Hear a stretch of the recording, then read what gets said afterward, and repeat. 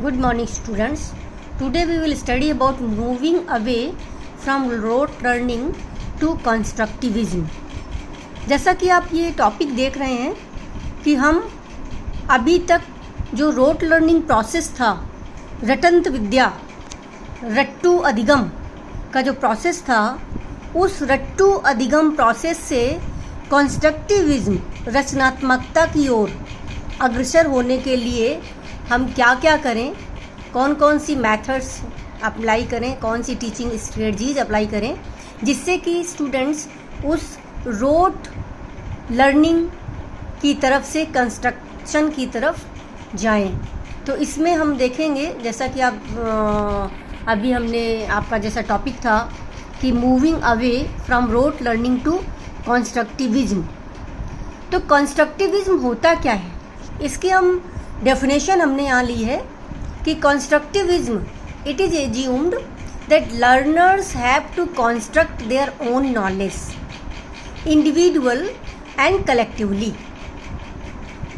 Each learner has a tool kit of concepts and skills with which he or she must construct knowledge to solve problems and present by environment. So teacher provides support only that will encourage construction. हर बच्चे के अंदर वो capacity, calibre, individual knowledge है जिसे construct करना है. अपने आप करें या पीयर ग्रुप के साथ करें, सोसाइटी के साथ, कम्युनिटी में सीखे. हर लर्नर के पास अपने कॉन्सेप्ट्स होते हैं, अपनी स्किल्स होती है, जिससे वो प्रेजेंट एनवायरनमेंट की प्रॉब्लम्स को सॉल्व करने में सहायक होती हैं. टीचर उस बच्चे के कंस्ट्रक्शन में इनकरेज करता है, बच्चे को सपोर्ट करता है कि कैसे वो अपनी उस कैलिबर को, अपनी उस अंदर पोटेंसी को और ज़्यादा कंस्ट्रक्टिव कर सकता है. तो डेफिनेशन देखने के बाद हम कुछ कंस्ट्रक्टिविज्म की मीनिंग पर जोर डालेंगे और देखेंगे कि जैसे अभी हमने बताया कि जो कंस्ट्रक्टिविज्म है एक व्यू है ऑफ लर्निंग जो बेस्ड है इस बिलीफ पर कि knowledge is not thing that can simply be given by teacher to the students, but knowledge is constructed by learner through active mental process of development. So learners are builders here, learners are creators of meaning, learners are creators of knowledge. तो जो constructivism है उसमें learners construct करता है अपने knowledge को through active and mental process. Individual knowledge, collectively, ये definition में हमने क्लियर किया आपको.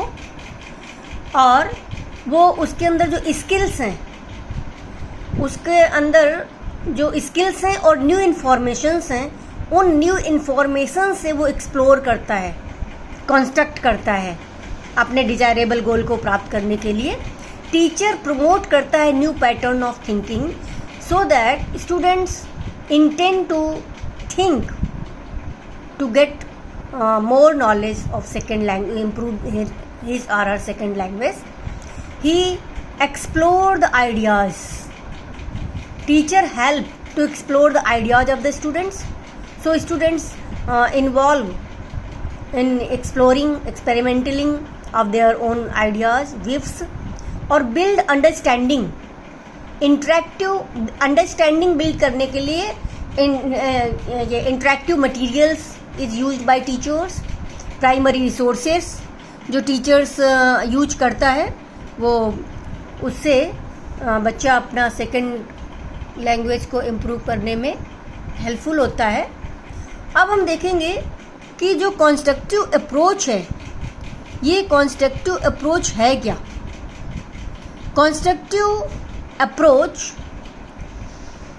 Constructivism teaching fosters critical thinking.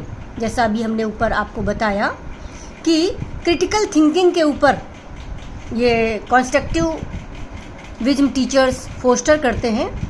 और जो कंस्ट्रक्टिव अप्रोच है, इसमें constructivism teacher is able to incorporate ongoing experience in the classroom into negotiation and construction of lesson with small groups के साथ में, जैसा ऊपर बताया, small groups and individuals. Teacher with the help of small groups and individuals negotiate and construct. The environment is democratic.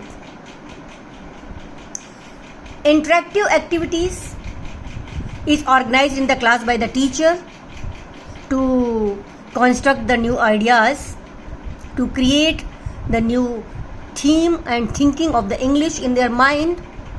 The environment is democratic and activities are interactive.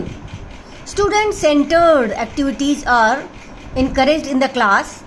The students are empowered by the teacher who operate facilitator consultant. So activities for development, इसी तरह से हम comprehension को development कर सकते हैं.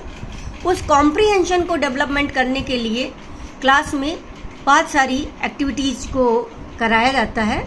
सो teaching and learning activities foster constructive notion that lead to the development of comprehensive abilities. These activities are based on the premise that comprehension is gradual. एक साथ नहीं होता. comprehension बच्चा धीरे धीरे करता है, gradually. इमर्जिंग प्रोसेस उसमें अप्लाई करता है जिससे रीडर्स ग्रो इन कॉम्प्रीहेंशन. जैसे इसमें कुछ प्रोसेस होते हैं, उन प्रोसेस से कॉम्प्रीहेंशन डेवलप होता है, उन एबिलिटीज से, उन एक्टिविटीज़ से कॉम्प्रीहेंशन डेवलप होता है. तो उसमें कुछ यहाँ पर कुछ एक्टिविटीज़ दी गई हैं जिसकी हेल्प से student develop their comprehension abilities. इसमें हमने ब्रैकेट में बताई है कि रीडिंग एक्टिविटीज़, क्लास में some reading activities should be organized by the teacher so that students are able to comprehend whatever is read in the class. Developing vocabulary activities, ऐसा vocabulary activities कराई जाए, group में कराई जाए, team में कराई जाए. और understanding and using text structure knowledge, text structure knowledge based activities कराई जाएँ. क्वेश्चनिंग एक्टिविटीज़ कराई जाएँ, इंफॉर्मेशन प्रोसेसिंग एक्टिविटीज़ भी कराई जाएँ, और summarising activities, note making activities. तो इस तरह से इन एक्टिविटीज़ के माध्यम से बच्चा अपने आप, स्टूडेंट्स, कॉम्प्रिहेंशन करना सीखता है और उसके अंदर जो क्रिएटिविटी है इंग्लिश सीखने के लिए, सृजनात्मकता अपने आप विकसित होती है. और इसके अलावा नेक्स्ट पॉइंट जो हम देख रहे हैं, टीचिंग ग्रामर. तो जो कॉन्स्ट्रक्टिविस्ट अप्रोच है वो इसमें ग्रामर भी इन्वॉल्व है, टीचिंग ग्रामर. तो इसमें simply means grammar is taught using the students own writing as a model. Mini lessons बनवाए जाएं. This approach helps the student understand that evaluating grammar with the writing is a part of the revision process. So teacher using the constructivist approach teach grammar using one or combination of the following methods. कुछ वो mini lessons बनाए, grammar generals class में use करें, 1 by 1 कोई conference कराई जाए, peer group activities कराई जाए, जिससे कि बच्चे में और ज़्यादा क्रिएटिविटी इंग्लिश सीखने के लिए उसके अंदर डेवलप हो. इसके अलावा नेक्स्ट हम देख रहे हैं writing. Writing as we know कि बहुत ही क्रिएटिविटी आती है. हमारे जो थॉट्स हैं, हमारे जो आइडियाज़ हैं, जो हम एक्सप्रेस करते हैं through writing.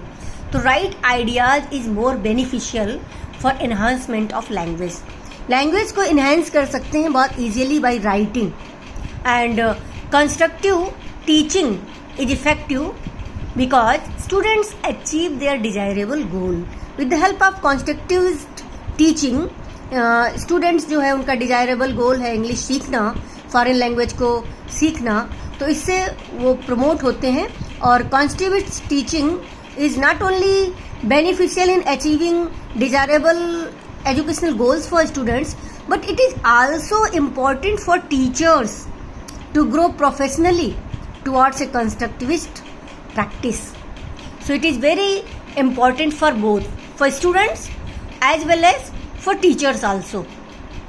So today it is the demand of the time that constructivism development is very essential, and student has potency, he has caliber, only they need help, guidance, some support. With the help of teacher guidance, proper guidance, they can be successful to achieve the desirable goal to learn the English language. And next इसको हम continue रखेंगे next अपने slide में कि कौन कौन से वो वेज हैं, वो तरीके हैं जो constructing knowledge in the classroom में रटंत विद्या को छुटकारा पाने के लिए हमें क्या किया जाना चाहिए, या क्लास में ये जो रचनात्मक ज्ञान है इसके लिए कौन कौन से उपाय हैं, कौन कौन से वेज हैं, which ways should apply. We will continue next.